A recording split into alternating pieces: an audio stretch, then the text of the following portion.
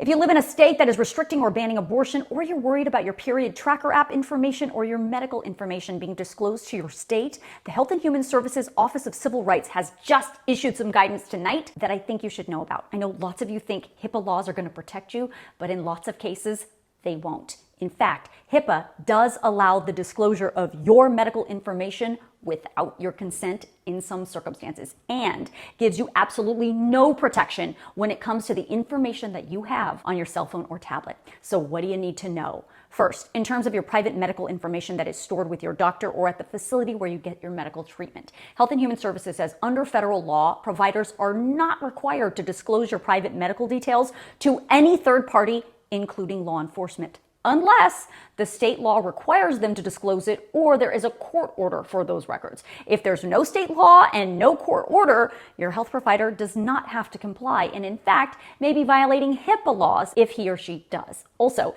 if you've disclosed to your doctor that you want to get an abortion, even though you live in a state where it's not permissible, according to HHS, HIPAA's privacy law does not allow your doctor to go to the state and tell on you. And when it comes to your personal medical information on your cell phone, that includes your period tracker app, HIPAA cannot protect you here. The Department of Health and Human Services says what we already should know. The information you keep on your device or in an app can be viewed or collected by other entities or used by the device or app vendors, and that information may be sold to a data broker who will then sell it to anyone, including the state looking to track people down who are getting an abortion. So HHS says you should avoid, in the first place, downloading unnecessary or random apps, and you should deny the app permission to access your device's location data. HHS also says you need to turn off your location services on your device to keep private your activities, your location, and the places where you travel. HHS also suggests using some sort of communication encryption app that has strong encryption when transmitting data and has technology to limit or block tracking tools like cookies, because your phone carrier